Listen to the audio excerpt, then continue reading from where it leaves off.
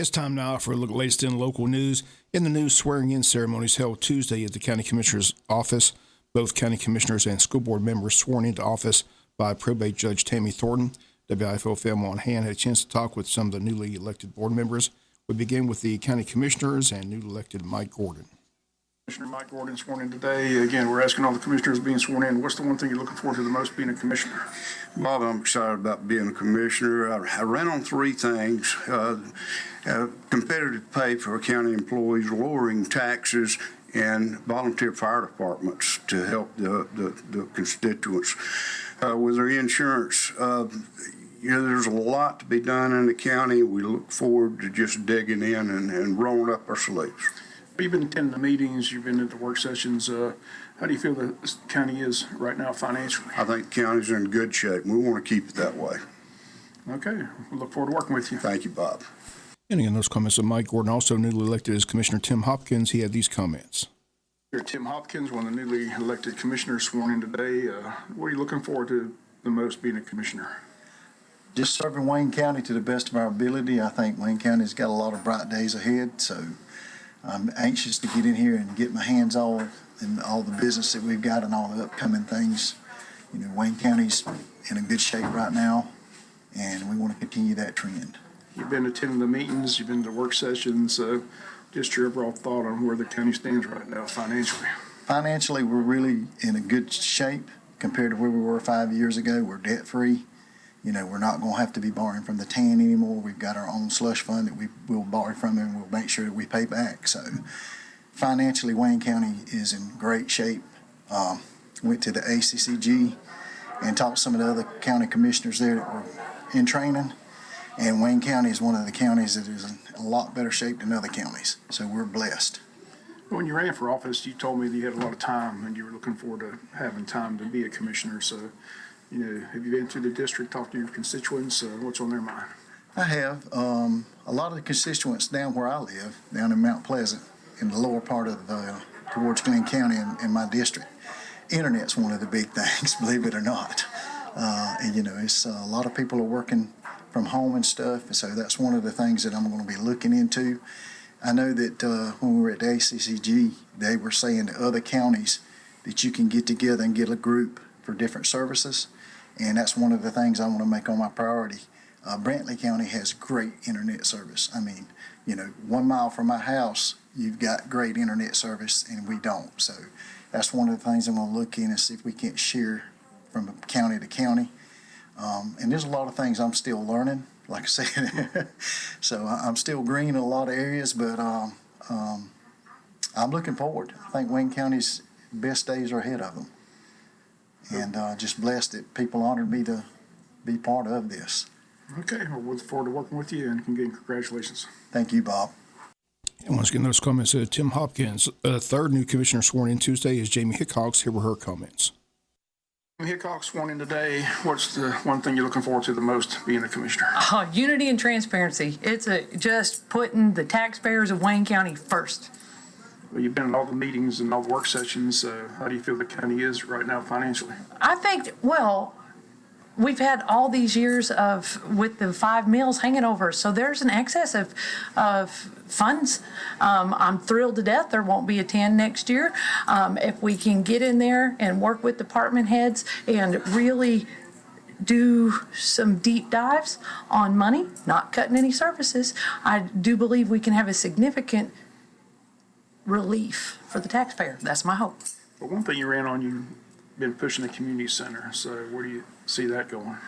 Well, as a matter of fact, I came up here about a week ago and asked for the legislative language on the facilities board. This would be a great project for this group of business people to take a deep dive on, because we do need a place for all members of our community to reap some benefits, to grow our community connections.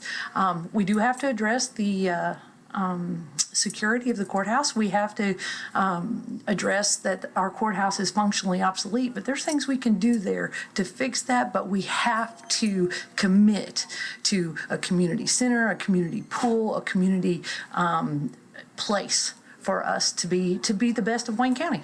You have a vision where that would be at? No. You don't? No, that's what that board was designed to be. I don't have any underlying plans anywhere. I just want to hear from the citizens. Where do you want to be? We can come together as a town, in a town hall setting. And Wayne County has done so many incredible things. We have great visionaries, we have great voices, we have great minds, we have great thinkers. We can come together and tackle our problems together. Okay, well, again, congratulations on being elected and look forward to working with you. I appreciate you, Bob. And once again, those comments, Jim Hickox, again, Tim Hopkins, Mike Gordon, Jim Hickox, the three new elected board members. We'll talk with Kevin McCreary and James Booth Thomas, also sworn in yesterday for another term. Hear from them on Thursday's newscast. We'll come back and hear from the two newly elected school board members after these commercial messages, so please stay tuned. We continue with our interviews with newly elected board members, again sworn in on Tuesday. Two new school board members were sworn in and elected to serve. We begin with Tina Mosley, who had these comments. At least one today as new school board member, going to take office in January. What are you looking forward to the most of being a school board member? I'm looking forward to being able to work with the other board members to do what is absolutely best for all of our students and for every employee of the Wayne County school system. Well, following the election closely, it seemed like you had a lot of support from teachers. I'm not sure what the teacher issue is, but maybe you get a better idea. Yes, I have actually talked to a lot of teachers since I was elected, and they're overwhelmed. They feel like that they're not being heard, and I want to be their voice because sometimes they don't feel like they can voice their concerns or they're hesitant to, but they work so many hours and they give 100% and they give it all to the students of Wayne County. Sometimes we, as an educator, I know we neglected our own families. And so I am just passionate about helping our teachers relieve some of that stuff that they're having to do that possibly isn't even benefiting our kids. Watching the personnel over the last couple of years, seems to be a lot of turnover at certain schools. Several schools have seen a lot. I'd call it a mass exodus from the schools. Are you concerned about that? I'm very concerned about that, and there is a teacher shortage. However, when we have excellent teachers leaving our school system and going other places or retiring early, that's very concerning, and we need to get to the root cause of that and find out what exactly is the issue. Okay, look forward to working with you. Thank you so much. And again, those comments to Tina Mosley. Excuse me, Tina Mosley. Also new to the school board and sworn in yesterday is Todd Wise. Here were his comments. Todd Wise, sworn in today's new school board member, take office in January. What are you looking forward to the most of being a school board member? Working well within the community. A couple top priority things I'm looking at is our ag building, our TC building, and our athletic facilities. Also want to make sure that we retain our teachers at a high level. Education is always a top priority for us. And move forth with good leadership, make sure that we have everything established and accounted for the way we need to. You just talked to Tina Mosley. I mentioned some schools just seem like watching the personnel, mass exodus of certain schools. Are you concerned about that? I'm very concerned about that. The reason that I feel like we don't support our teachers as well as we should, and we're not retaining them. And there's got to be a reason why our teachers are leaving. Is it pay? Is it incentives? But we've got to find a way to keep qualified teachers here to make sure our students have success. Okay, look forward to working with you. Thank you, Bob. Appreciate it. And once again, those comments to Todd Wise. Again, two new school board members joined Bruce Harris, Joe McPippin, and Sharon Daniels in the school board beginning January 1st, 2023. School board met last night for their monthly board meeting, and again, two outgoing board members recognized last night. Both Nick Ellis and Ray Davison were recognized, thanked for their past 8 years of service on the school board. Nick Ellis has served as chairman for the past 7.5 years. Both presented plaques of appreciation at the board meeting on Tuesday. The board as a whole was recognized for receiving a couple of awards as they attended the GSBA conference. The board received the Leading Edge Award for the year 2022. Dr. Kelly is going to join us this morning on the Butch and Bob Show to start pushing the vote for the school system's next East Bloss resolution. The resolution was approved Tuesday by unanimous vote by the board members, but they need to have the public vote and pass the referendum next year to continue the 1 cent penny tax for education. They stress it's not a new tax, but simply continuation of the one on the books already. Current East Bloss ends in June of 2024. The new one will take effect July 1st, 2024. And we'll have more on that meeting and that topic tomorrow on the local news. But School Superintendent Sean Kelly will join us this morning to discuss the upcoming vote, what the money will be used for. If passed by the voters, they did stress the two main projects will be a new ROTC building and a new agriculture center. Those are the two top priorities, as well as buses, technology, school books, athletic projects. Again, much more on the topic on Thursday's newscast and also this morning with Superintendent Dr. Sean Kelly on the Butch and Bob Show. Personnel approved on Tuesday by the board members. Certified recommendation: Sydney Allen, Arthur Williams Middle School; Stephanie Gibbs, Martha Ross Smith Elementary; Kylie Lacey, Jesup Elementary; Sabrina Richardson, Martha Puckett Middle School; Gay Robertson, Wayne County High School; Kristen Williams, Martha Puckett Middle School. Certified transfer: Michelle Polito, Arthur Williams Middle School, Jesup Elementary. Certified resignations: Chris Harper, Martha Puckett Middle School; Caitlin Highsmith, Jesup Elementary. Tina King, Martha Puckett Middle School; Simone Wilson, Arthur Williams Middle School. Classified transfer: Ashley Hires, Martha Puckett Middle School, computer operator to principal secretary bookkeeper. Sandra Lewis, Wayne County High School bookkeeper to principal secretary. Classified resignation: Cynthia Crawford, transportation; Stephanie Gibbs, Martha Ross Smith Elementary; Nancy Hutchison, Martha Puckett Middle School; Kayla Santana, Jesup Elementary; and Brenda Westbury, Arthur Williams Middle School.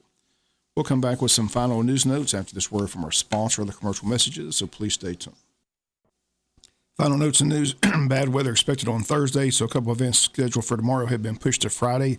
One of those is the City Scriven Christmas in the Park, the time from 6 to 9 p.m. on Friday at Grace Community Center on 501 Bill Royal Street. Christmas in the Park will feature 42,000 pounds of real snow for the kids. They'll have bounce houses, hot chocolate, s'mores, popcorn. Santa Claus will be in town as well. Again, free admission, but again, the event's this Friday from 6 to 9 p.m. Annual City of Scriven's Christmas in the Park. Everyone invited, so come play in the snow. Again, they do ask the kids 12 and under to be accompanied by an adult. All that taking place Friday night, 6 to 9 p.m. in the City of Scriven. Also, due to the bad weather, the track ribbon cutting has been pushed to Monday, December 19th at 4 p.m. Again, the Helen Willis Fluker Track Complex ribbon cutting ceremony scheduled for this Thursday has been canceled. They rescheduled it for Monday, 4 p.m. Again at the track. And the Chamber of Commerce once again hosting the annual Eggs and Issues Breakfast is set for January the 5th. Coastal Pines Technical College, the time from 8 a.m. to 10 a.m. Local representatives will be on hand. Give a preview of what they expect the events will take place in Atlanta during the legislative session in 2023. On hand will be State Senator Blake Tillery, along with State Representatives Stephen Meeks and Buddy DeLoach. Tickets for the event are $25 for Chamber members, $35 for non-members. They're on sale now at the Chamber. Stop by or call the Chamber. The number 427-2028. Again, the annual Eggs and Issues Breakfast set for January 5th, 2023 at Coastal Pines Technical College. That's going to do it for latest in local news. Sports comes your way in a few minutes. Bob Morgan, have a great day.